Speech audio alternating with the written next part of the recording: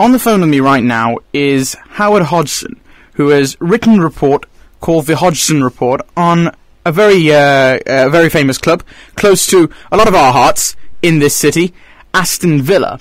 Now, he also compiled one not long ago, if you want to say a decade isn't not long ago, but the original Hodgson Report as well, which he wrote with his father, so many of you will have heard his name before. What your report's basically talking about is the bad direction the club's going in. Yeah, look, I didn't take any pleasure having to write it. I'd much sooner be writing, about how everything's very hunky-dory and the club's doing great. But let's be honest, it's been 4 very mediocre years on the bounce. And this wasn't really the idea when Randy Lerner bought the club. Surely it wasn't from his perspective or from ours. And so, it had to be done, and I just wanted to get out into the domain that this is a fantastic football club, a huge football club, and it can't go on indefinitely, sort of meandering in the doldrums, because that's what it has been doing. And I need to see, and I'm sure a lot of Villa fans need to see, some sort of progression, some sort of plan, because we've had no progress in the last 4 years. I've heard people say we have, and certainly people from the club say we have, and only in January Paul Faulkner was busy on the radio telling people that, we progressed this season from last. Personally, I don't see it. I don't think, despite a very good win on Sunday, I don't see Aston Villa probably not even getting the points that we got last season. Well, last season was a terrible season. Yeah. And sorry, go on. No, you carry on. Sorry. Yeah, I was just going to say, that last season was a poor season. This season is a poor season. If anything, we did have some momentum when we finished last season. We had a very good spell between February and May of last season, where I actually was genuinely infused by the way we were playing and starting to set up as a team. We were attacking, and we looked like we had plenty of goal threat, and it looked like there was something to build on for this season. And obviously we started well with the win at Arsenal and then a good performance at Chelsea, but ever since, with the odd exceptions like Liverpool away and some narrow victories against good opponents like Man City and Southampton, and then obviously Sunday, albeit Sunday could have gone very differently if it hadn't been for some amazing brilliance from Benteke, which turned the game. But ultimately, this season has been drab. The football's been awful. We've been very, very dull at Villa Park in particular, where we've only won 4 games out of 14, and until recently struggled to score goals there. So, I just want to know that this isn't going to be an ongoing scenario, because what really triggered me to write the report was I heard Paul Lambert be interviewed on Sky Television pre the Newcastle game, right? And Pete Colley said to him, you think you're going to have more money to spend in the summer? And he basically said no. I mean, it was going to be much the same again. We are where we are. We've cut our cloth accordingly, and we're going to sort of continue with trying to unearth gems, which, is fine, as long as that isn't the only strategy. You've got to have a more balanced strategy, in my opinion. You can't just buy lower league players or players from other countries that have no proven track record in a very, very tough league like the Premiership. And Howard, you've obviously spoken with the board before, because you've, I believe that you had a decent relationship with them, and you do sort of know what their intentions are, don't you? Well, I think it's true. I've had a good relationship with the Aston Villa board in the last 2 years. I've had memberships in the director's suite, which gives you seats in the director's box and a very nice meal in the director's restaurant on match day. I've also been a supplier of the football club in the past, supplying staff to the club. Now, this all came sort of to an abrupt end in January, because basically I just witnessed some shocking football against Crystal Palace and Sheffield United. And, and frankly, the Sunderland and Cardiff games haven't been much better either. And, I literally wrote to Randy Lerner, and, it was a perfectly reasonable letter. I wasn't demanding anyone be sacked or anything like that, but I just said, really the football is not progressing, it's digressing, and it's very negative. It's not really fair for people to keep turning up in the thousands and watching such boring football, and this wasn't what the Paul Lambert appointment was meant to be about. It was meant to be an exciting new dawn, exciting football, totally opposite to, the football that we'd had under Alex McLeish, but frankly, we were heading back towards that way. So I, put that in a letter to him, and obviously I was very surprised by the reaction of the football club to it, because I thought it was constructive and just trying to help.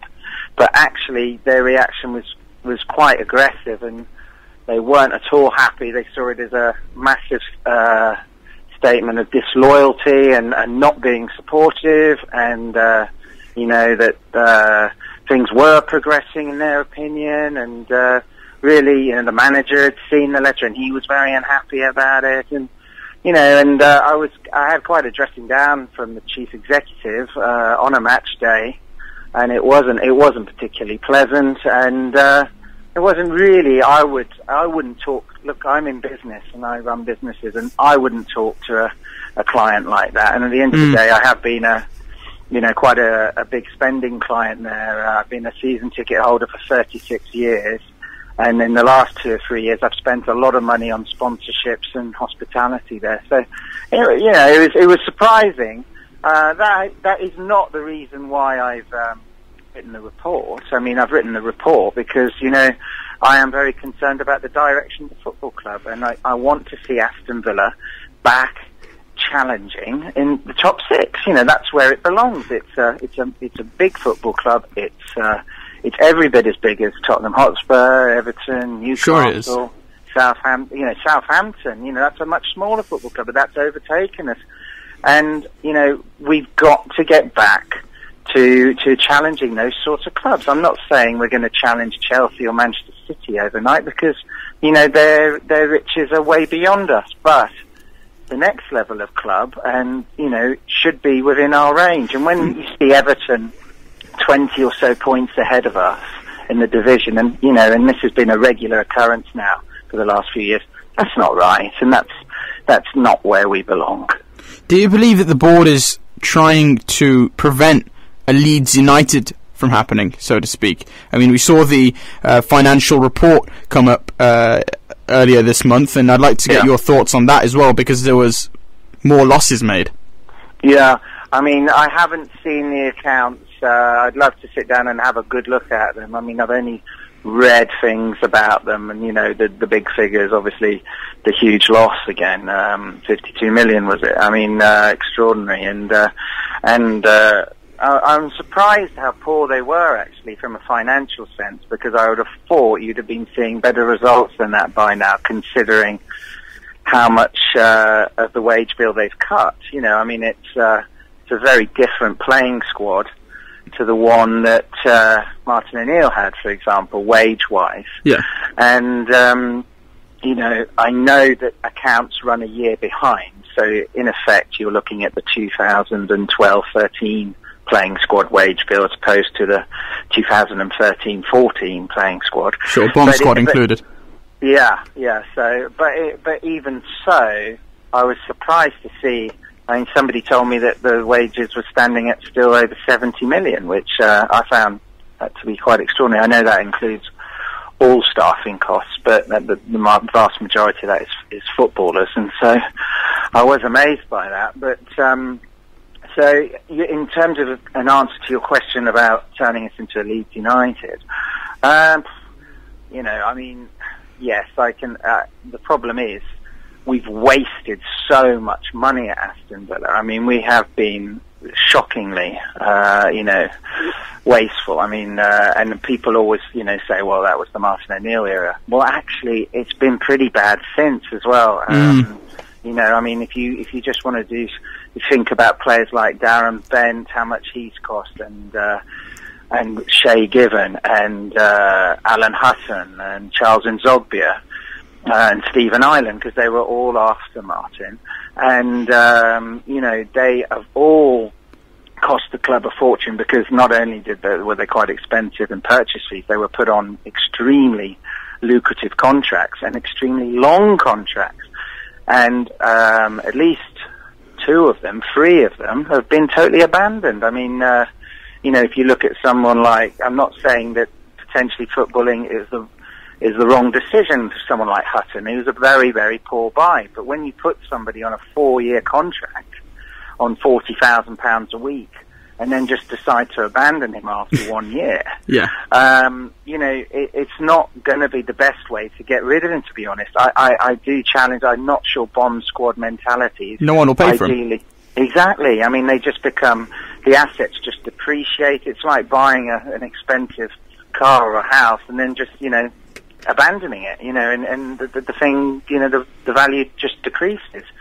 And, we are, I think, Alan Hutton will have been paid, for the last 2 years, £40,000 a week, and he hasn't kicked a ball for Villa. Shay Given, the same thing, and Shay's got another 2 years to run yet. Alan's got another year to run. Wow.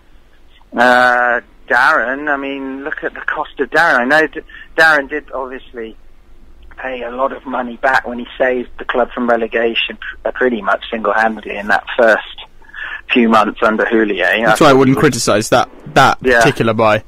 No, I agree with you. I wouldn't. Although I would criticise the way we've treated him since, because the value again has been destroyed.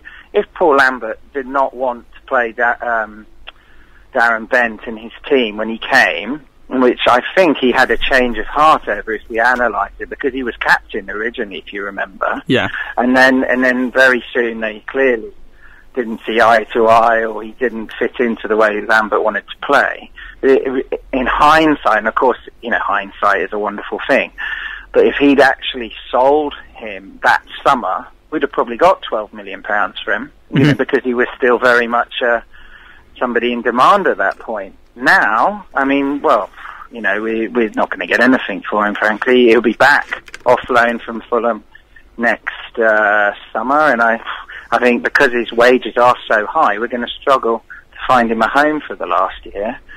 So, there you go. I mean, £24 million in purchase price, and you're looking at probably another 15 or so million in wages. So, he alone will have cost 40 million. I think he's a good buy, but because he was a good player, but ultimately, from a financial sense, disaster. Do you feel that a different manager would make any difference, or do you feel that it's purely a case of pay more money for players and have better quality and finish higher? No, I don't think it's as straightforward as that, Daniel. At the end of the day, we're in this mess because we spent heavily before. So it isn't just about extra quality. I do think we do need extra quality, and we've come to that crossroads this summer where the squad has been put in place. Now there's some good young players there, in fairness to Paul Lambert, that he brought in, like Bakuna, and you haven't even seen Akori. I'm sure he's going to be excellent. He does look good. Yeah, and obviously a huge thing about this summer is going to be, once again, can we keep Christian Benteke? I mean, that's going to be, I think that could be difficult, if he has a strong end to the season and does well at the World Cup. I mean, it could well be very hard to keep him again, but contractually, of course, it's very straightforward. If we want to, we can, because he's only recently signed a new long-term deal, but I think it may be difficult. So, but Villa have to, if they want to kick on from this position, they have to sign 4 quality players, in my opinion. And they don't have to be really, experienced 29, 30. Although I'm not saying we should do that, because when you buy at the top of the market, you always never have any, sell back value, and that's a lot of what went wrong with Martin's reign. Mm-hmm. But so I'm all for buying young players, but they have to be of a different level of quality. I mean, when we were looking, for example, last January at the likes of Sissoko and Coutinho, they're young players, but they're a different level of quality, aren't they? And that's the sort of quality that Aston Villa's got to target, and that means paying more wages, I'm afraid. You've got to do that. But in terms of your answer to Lambert question, I have to say I'm not sure about him. I mean, I was all for the appointment, as I put in the report. I was very much a supporter of the appointment, and so I can't criticise the board there because I agreed with the decision. And he has disappointed me. I think he is much more one-dimensional in his tactics than I ever imagined. Now, people that support him will argue, well, that's because he hasn't got good enough players to play any other way. I'm not sure. That's the big question. Is it down to that, or is it that he's very much a behind-the-ball manager that has the counter-attack as his great weapon, a bit like Martin did, to be fair. Martin O'Neill, that's why we were always better away under O'Neill as well. And, McLeish, well, he was just behind the ball full stop, wasn't he? I mean, there wasn't really much attacking intent. Absolutely. So I personally would probably prefer to see a different manager. At the end of the day, you have to judge it on points, and we got 41 points last season. Not much of an improvement on Alex McLeish's season. You could argue, well, he was bedding in the team. It was a big change in direction. Okay, this year we're going to struggle to get the same again. So, has he warranted more time? I'm not sure he has. But on the other hand, it's not great to keep changing managers. So I personally would like to see somebody who wants to play more football, that wants to get the ball down, pass and move, and look to retain the ball better. But equally, Albion have just gone and got a Spanish manager, and they're struggling really badly, aren't they? So. And just finally, what did the original report achieve? And what would you like this report, what would you like the effect of it to be? Okay, well, the original report, I must stress, was largely my father's work. I certainly contributed and helped with it. But he wrote it primarily and presented it at the Aston Villa Leisure Centre, and it had an excellent response. And a number of fans came, and what it achieved was it woke people up to the idea that Aston Villa couldn't continue in the vein that it was going. Doug had been there a long time, and the club was underfinanced, and we just weren't competing as a football club anymore. And that was really so we feel that in the end got Doug Ellis into the mode of selling, and as it happens, a couple of years later he did. In terms of writing this report, which is, this one was solely my work. My father hasn't had any involvement with this one. It was a similar sort of motivation, really. I mean, as bad as it got under Doug, we never had 4 years in a row of mediocrity, and that's sadly where we're at the moment, and that's not good enough for Aston Villa. So I want it to either trigger a reaction in the current board and the owners' mind, that the fans aren't going to put up with this indefinitely. It can't go on indefinitely, and that this is the summer where you have to say, right, we've swallowed some tough pills, we've done some homework and got our finances in order. It's now time to just try and turn this big ship around and get it motoring back up that table and challenging for honours. If they're not motivated by it, and if we see more of the same this summer, then I think that we really then have to say, look, Mr. Lunner, remember the statement you made when you bought the club. You said there have been many custodians of Aston Villa since 1874, and I'm the latest one. And if I feel the time comes when I can't take the club on, I will step aside and let someone else have a go.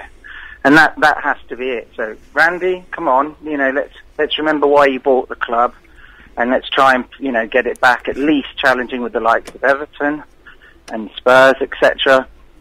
And, if you don't have the motivation for it anymore, then let's try very hard to find a suitable new owner, because I do realise they don't grow on trees and it's very difficult. But, Aston Villa can't just stagnate forever. And you can read Howard's report on avillafan.com. Howard, it's been a pleasure speaking to you on the Sports Lounge. We do hope that the club does move forward, of course. Thanks, Daniel. It's been a pleasure.